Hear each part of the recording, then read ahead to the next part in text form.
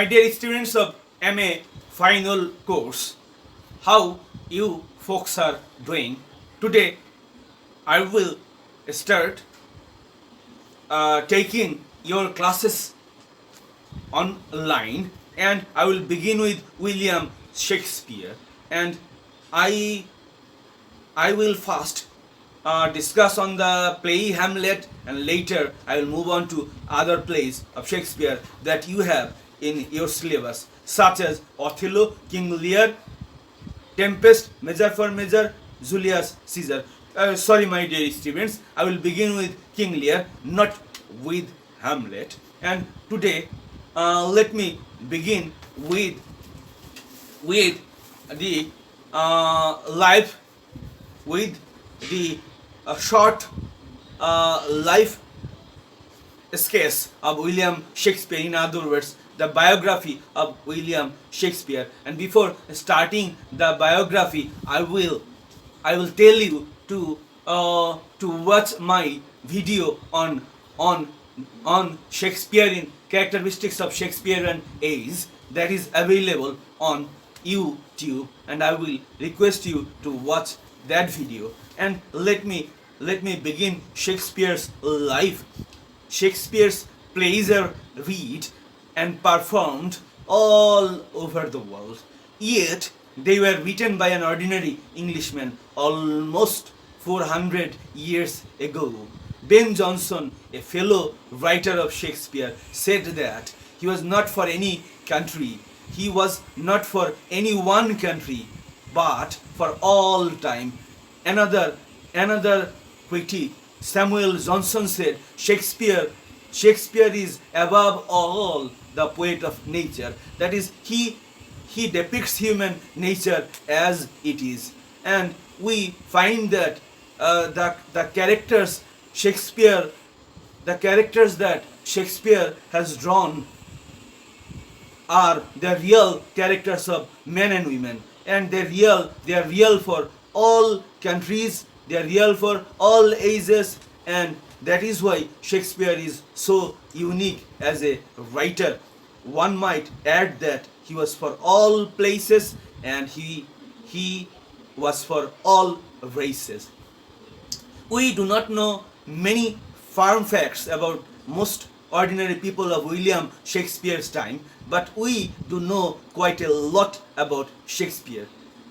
And Shakespeare was born about the 23rd April 1564 in the family home at Henley Street in Stratford-upon-Avon, a small town in England about 100 kilometers from London, the capital city of United Kingdom. He was baptized on the day in Holy Trinity Church in Stratford. He was the third of the 8 children, 4 boys and 4 girls, of John and Mary Shakespeare. John's father, Richard, had been a farmer in a village a few miles from Stratford. John, like others of his generation, rejected the farming life in favor of learning a profitable trade. He became a glove maker in Stratford, which was quickly becoming bigger and richer. And we find that Shakespeare's father became rich in his trade, and he became rich and rose rapidly to position of importance in the town, and he became bailiff, that is mayor, in 1569. Shakespeare's mother, Mary Arden, was from a rich and ancient landowning family, so John had made more than one step up in the world. John Shakespeare's son, William Shakespeare, almost certainly attended the local grammar school, the King's New School. Girls received little education. They had some training at home in needlework, singing and other skills, but boys of prosperous families started school at the age of 4 or 5. A great deal of time was spent studying the Latin language. The school day was a demanding one. It started at 6 in the morning and went on with little break until 5 in the afternoon. William Shakespeare probably left his school at the age of 15 or 16. He then probably became an apprentice or trainee in his father's shop. At the age of 18, he married Anne Hathaway, the daughter of a neighboring farmer who was 7 or 8 years older than him.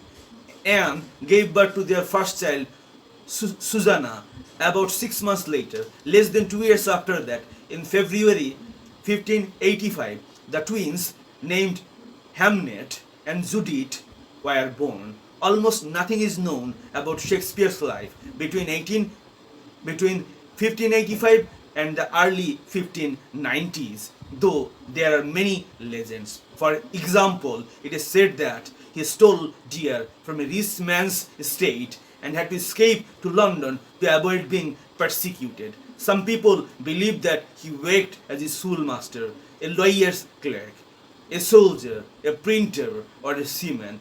We will probably never know.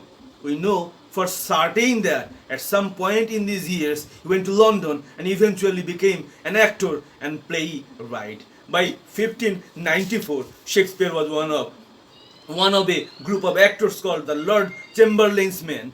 There were several such groups, each depending on a patron, a rich man who supported them with gifts of money. The best groups soon became profitable enough for the actors to grow rich, as Shakespeare himself did. By 1598, he was famous for writing tragedy, writing comedy and history plays, and also poetry. In 1597, he was rich enough to buy new place, the second largest house in Stratford, and in the 1600s, he bought several more pieces of land around the town. He stayed with the Lord Chamberlain's Men, who were renamed the King's Men when James I became king in 1603. Until he retired from the stage, he did little writing after 1610 and none, as far as we know, after 1613. He has spent his last few years in Stratford, only occasionally visiting London. He concerned himself with his business affairs, over which he was extremely careful. He remained a countryman, although he was a man of wide experience in the larger world of town and city. His plays reflect both town and country life. In his will, he remembered his family, his old friends from the theatre, and some ordinary people of his native town. He died on 23rd April 1616 and was buried 2 days later in the church in which 52 years earlier he had been baptized.